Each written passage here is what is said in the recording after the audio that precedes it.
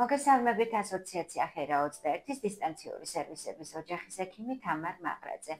დღეს ფერტილური ასაკის ქალებისგან ხშირად დასმული კითხვების რუბრიკის ფარგლებში ჩვენი სტუმარია ექიმი გინეკოლოგ რეპროდუქტოლოგი თამარ გელაშვილი. მოგესალმებით. სოციალურ ქსელებში ხშირად ბენეფიციარები გვეკითხებიან ძუძუთი კვების უპირატესობებზე და თანხმლებ გვერდით მოვლენებზე. უპირველეს ყოვლისა უნდა აღინიშნოს, რომ ძუძუთი კვებისთვის მომავალი დედა ორსულობის პერიოდშივე უნდა მოემზადოს ფსიქოლოგიურად და შინაგანად.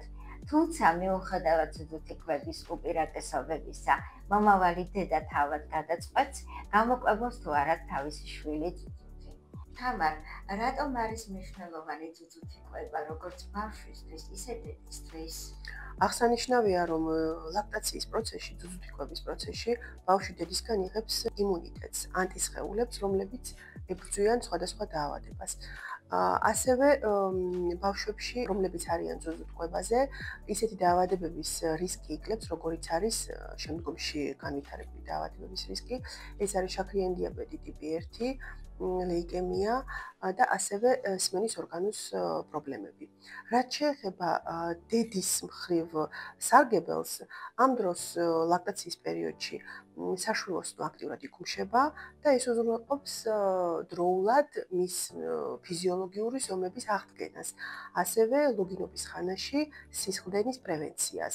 ასევე დედის მხრივ სარგებელი აქვს ძუძუთი კვებას, რადგან მომავალში ისეთი დაავადებების რისკი, როგორიც არის საკვერცხის და სარძევე ჯირკვლის სიმსივნე, გლებულობს. ძუძუთი კვება მნიშვნელოვნად ზოგავს წყვილის ეკონომიკურ ხარჯებს. ახალბედა დედებს ხშირად ექმნებათ პრობლემები ლაქტაციასთან დაკავშირებით. ორსულობის პერიოდში თუ ხდება სპეციფიური უნარჩვევების გამომუშავება ან შეძენა? არსებობს ორსულთა სკოლები, სადაც ახალბედა მომავალი დედების განათლება ხდება, როგორ გამოკვებონ თავიანთი ახალშობილი. ამ საკითხში სამშობიაროში თვითონ უშუალოდ ჩართულები არიან პედიატრი და პედიატრის ექთანი. თამარ, ალბათ არსებობს მითითებები სწორი კვებისთვის. დიახ, ბავშვის გაჩენიდან პირველივე წუთებში ხდება კანთან კონტაქტი, რაც აადვილებს შემდგომში ძუძუთი კვებას. დედამ უნდა იცოდეს სწორად როგორ მოეჭიდოს ძუძუს დროილს ბავშვი, რომ არ განვითარდეს შემდგომ უკვე პრობლემები. ასევე მნიშვნელოვანია კვებებს შორის დროის გარკვეული ინტერვალის სწორი დაცვა. ეს უკანასკნელი თავის მხრივ იცავს დედას შემდგომი დაორსულებისგან. თამარ, რატომ არის ლაქტაცია მტკივნეული პროცესი?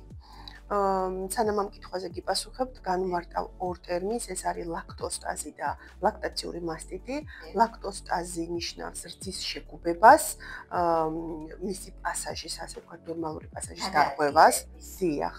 სადინარებში, სარძევე ჯირკვლის სადინარებში, რაც შეეხება ლაქტაციურ მასტიტს, ეს არის უფრო რთული პრობლემა, რომელიც ლაქტოსტაზის შემდგომ ვითარდება, როდესაც უკვე სარძევე ჯირკვლის ქსოვილის ანთება ვითარდება, რაც გამოწვეულია უშუალოდ რძის შეგუბებით.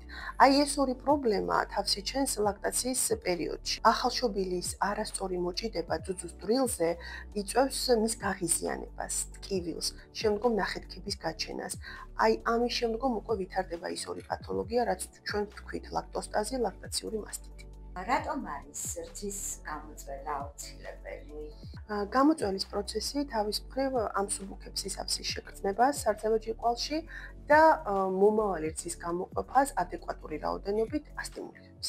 იმედი მაქვს საჭირო ინფორმაცია მოგაწოდეთ. დამატებითი კითხვების შემთხვევაში მოგმართეთ ასოციაცია ხერა 21-ის ცხელ ხაზზე.